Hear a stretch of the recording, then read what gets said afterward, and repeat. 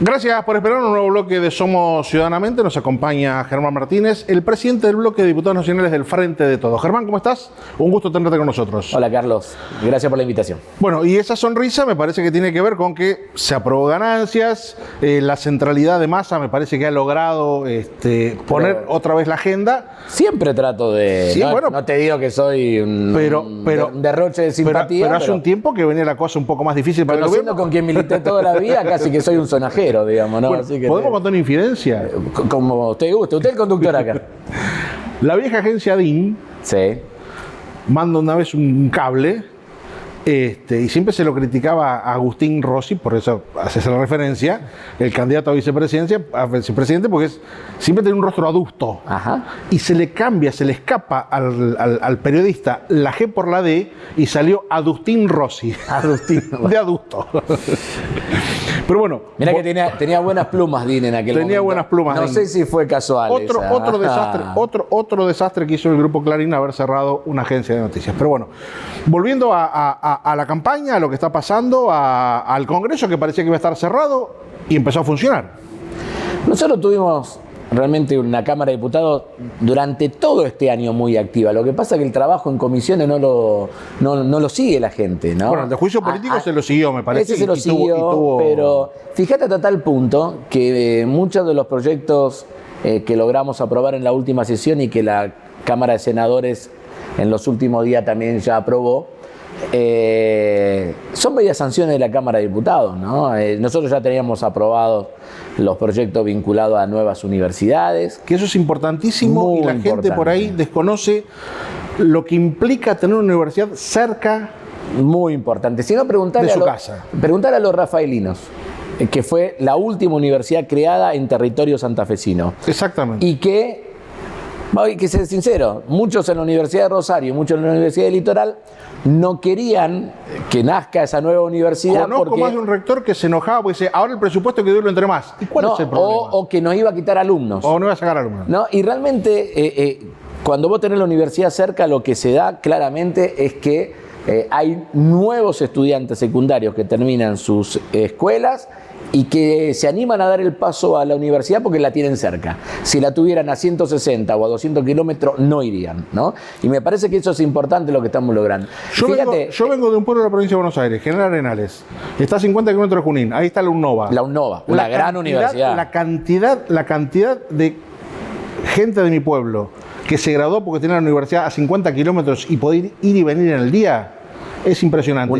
No hubiese hecho una universidad además con una extensión universitaria muy buena. Que eso empezó como una extensión de la Universidad Nacional de La Plata. Exactamente. Originalmente, ¿no? Con la carrera creo que de contador público, una cosa así de hecho. Pero vos fíjate, nosotros esta semana queremos, el día miércoles queremos dictaminar el proyecto que genera el reintegro de IVA para los productos de la canasta básica. Ya lo empezamos a tratar en comisión el día jueves, ayer fue, y nos da la posibilidad de que la semana que viene lo dictaminemos.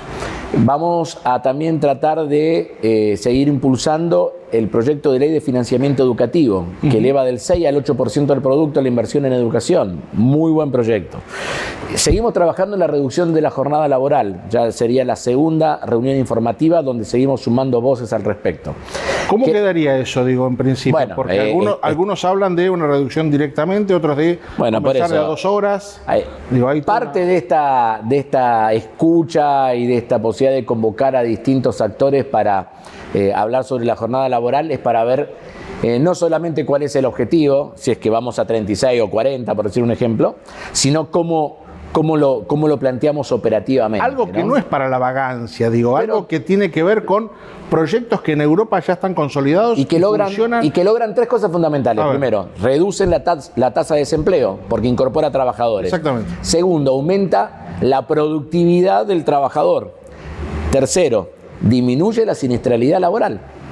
Disminuye, o sea, van a tener que pagar menos prima de seguro de RT porque el trabajador, al laburar menos horas, 6 horas y no 8, por ejemplo, se genera una situación virtuosa desde el punto de vista de la salud laboral. Para mí, y además, te agrego un cuarto si querés, que sosteniendo el salario por menos cantidad de horas, la cantidad de pesos por hora trabajada aumenta. Sí, sí, y además la hora ocio con el mismo salario implica mayor consumo. Estamos hablando de mejorar también el mercado interno. Bueno, yo creo que, y todos esos proyectos nosotros ya lo veníamos en algún lugar trabajando en la Cámara de Diputados. La ventaja de la última sesión fue haber conseguido un quórum muy amplio, muy heterogéneo. Más de uno le sorprendió que tanto la izquierda como los liberales no den quórum. Y bueno, me parece que logramos una sesión importante. Bueno, esta semana que viene no, la semana del 9-10 de octubre queremos volver a sesionar, esperemos poder hacerlo. Te lo pregunto desde el punto de vista ideológico, digo, porque cuando se habla, por lo menos la candidata de Juntos por el Cambio, Patricia Bullrich, dice: el primer día de gobierno voy a sacar las retenciones, entonces darle más plata a los que tienen plata. Ahora, cuando se dice ponerle plata en el bolsillo de los trabajadores, quitándole ganancias, de ninguna manera, porque se desfinancian las provincias.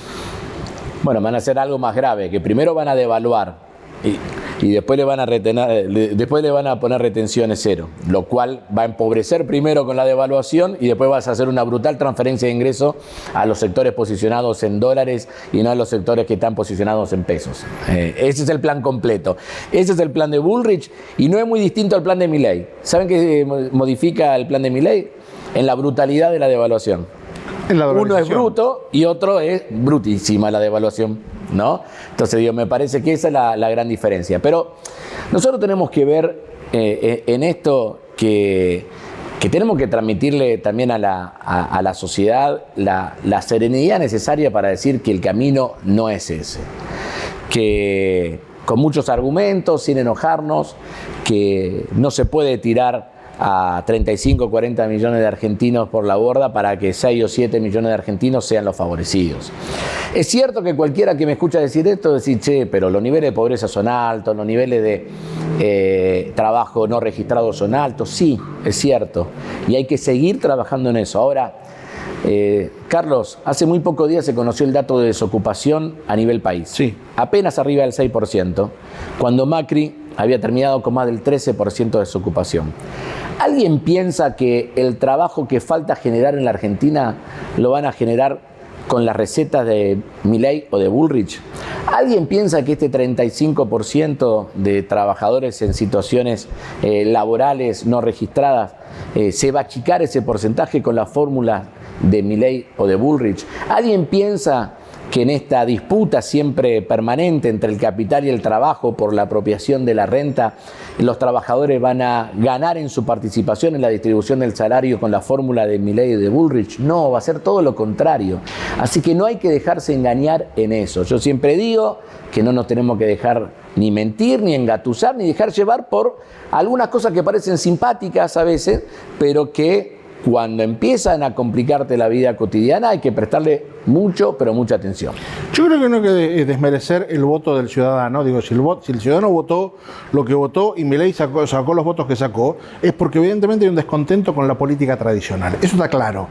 Después, cómo se encausa o cómo se encarrila ese voto es otra cosa. Ahora, Carlos, te digo algo. Sí. Mirá que yo ando mucho y recorro mucho la ciudad de Rosario.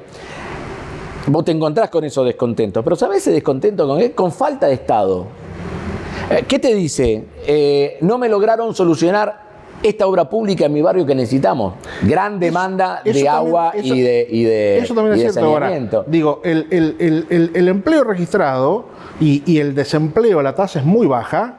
Ahora, cuando ese trabajador registrado no llega a fin de mes, también hay una necesidad. Pero sin lugar a dudas. Entonces digo, ¿cómo haces para que esa persona confíe en que, en este caso, tu candidato, Massa y Agustín Rossi, van a revertir esa situación?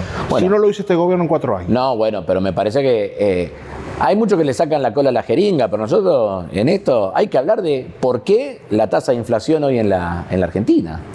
La tasa de inflación que tenemos en la Argentina no es el resultado de una puja distributiva donde los trabajadores quieren ganar más y que por lo tanto presionan por mayores salarios. Como ocurrió en el gobierno de Cristina, por ejemplo. Claro, ahí tenías una situación de puja distributiva donde los trabajadores y los dueños del capital estaban tensionados hasta tal punto que vos te acordás que cuando mejoraban tanto los ingresos de los trabajadores, muchos decían, che, ¿y eso no afectará la provisión o la fabricación de bienes y servicios en el mercado? Entonces, crecía por puja distributiva. Ahora, estamos en otra situación. Crece la inflación por acciones especulativas sobre el tipo de cambio. Y esas acciones especulativas sobre el tipo del cambio, ¿por qué se generan? Porque nosotros tenemos una situación de debilidad en el Banco Central. ¿Y por qué estamos con una debilidad de reservas en el Banco Central? Básicamente porque tenemos una deuda que te lleva un montón de recursos, la del Fondo Monetario Internacional contraída por Mauricio Macri. Esa deuda te imposibilita tener acceso a otros mercados que podrían llegar a conseguir financiamiento para la Argentina. Y además nosotros este año, lo tenemos que decir con toda la letra, salgamos a 30 kilómetros de Rosario y démonos cuenta que tuvimos 21.000 millones de dólares menos de reserva y de exportaciones por la sequía. Bueno, sin ir más lejos, hace unos minutos sentado en el mismo sillón el intendente de Villa Galvez, sí. Alberto Ricci, Sí. hombre de la oposición, Sí. hombre de Maximiliano Puyaro, gobernador electo, dijo exactamente lo mismo que vos y dijo, de los tres candidatos, críticas se le pasan a los tres. Otros tienen algunas virtudes. Ahora, entre los tres me quedo con Massa. Porque, y lo dice un hombre de la oposición. Pero ¿sabes qué pasa? El intendente Ricci, a quien tengo un trato muy cordial y respetuoso, como tras tantos intendentes de la provincia de Santa Fe, entienden que sus comunidades no se salvan por algunos magos que andan proponiendo cosas insólitas. Se salvan y crecen cuando hay producción y trabajo, Carlos. Y el único candidato a presidente que habla de producción y trabajo es Sergio Massa. Hasta tal punto que fíjate cómo está ausente del discurso de Milei y de Bullrich la palabra industria. No creen en la industria. No creen en la industria. Como máximo puede estar la palabra campo en el discurso de Patricia, ni siquiera en el de Milei. Pero digo, me parece que es clave para nosotros que podamos apuntalar un proyecto no exento de dificultades, no exento de problemas, de producción, trabajo, industria, agregado de valor, incorporación de la ciencia y la tecnología. Hay lugares del distrito Villa Donor Galvez donde el peso, la importancia que va adquiriendo todo lo que tiene que ver con la biotecnología es impresionante. Y eso lo tenemos que decir también. La semana pasada estuvimos con Daniel Filmus en Villa Constitución y en General Lagos. En General Lagos, el polo educativo tecnológico que ha impulsado el presidente comunal, Esteban Ferri, y el rector de la Universidad de Rosario, Franco Bartolacci, que apunta justamente a que nosotros podamos tener en esos lugares carreras que nos permitan tener mucha más proximidad con el desarrollo económico y productivo de la región. Bueno, es por ahí. Y el único que piensa en esa cosa es Massa. A los otros no se le cae una idea respecto a estos temas. Esto como marcabas, subir el presupuesto educativo 2 puntos, habla de esas cuestiones. Digo, bueno, y espero que la oposición esté a la altura y vote también ese proyecto. Bueno, espero. También tiene su... Yo lo espero incluso como docente universitario. Lo digo, bueno, ¿no? Como te quiero decir que en la próxima sesión... Porque ambos dos sí. no caímos. Tuvimos la suerte de tener la universidad pública para formarnos. Yo no hubiera podido acceder a estudios universitarios si no hubiera sido así. No solamente soy primera generación de graduado en la universidad pública en mi familia, sino que mi mamá no terminó la primaria y mi papá no terminó la secundaria. Esa es la realidad de muchísimos de nosotros. Ahora, te aviso que si todo va bien, el martes 10 quiero tratar en la Cámara de Diputados el Plan de Ciencia y Tecnología 2030. Facundo Manes, a favor del proyecto, con críticas obviamente, pero con que tengamos una orientación estratégica en la ciencia y de la tecnología. Ahora hay un montón de diputados del PRO que yo no sé qué van a hacer, que están más cerca de las posiciones de Javier Milei que de las posiciones de impulsar la ciencia y la tecnología. Me parece que va a empezar la discusión después del 22 de octubre, dentro Juntos por el Cambio, quiénes son los que le van a dar gobernabilidad a Milei si es presidente y quiénes van a jugar con Massa. Y me parece que va a haber un quiebre ahí. Bueno, yo espero que muchas de esas reflexiones se hagan antes de la primera vuelta del 22 de octubre. Porque yo escucho a muchos que dicen, después de la primera vuelta lo voto a Massa. Hacé el esfuerzo de votarlo ahora. Porque no es lo mismo con la potencia que entremos en el balotaje, que es con un determinado porcentaje que con otro, digamos, ¿no? Así que hay que hacerlo ahora. Y yo creo que hay mucho movimiento subterráneo en sectores del radicalismo, del socialismo, de fuerzas progresistas, de sectores de centro independiente que ante la propuesta electoral que ha quedado configurada, las cosas que dicen Milei, las cosas que dicen Bullrich, están viendo ya con ojos muy pero muy buenos a Sergio Massa para la primera vuelta. Gracias por este momento, Germán. No, gracias a vos, Carlos, por la invitación. Germán Martínez, presidente del bloque de diputados del Frente de Todos, pasó por Somos Ciudadanamente. Vamos a una pausa breve, ya seguimos, no se vaya.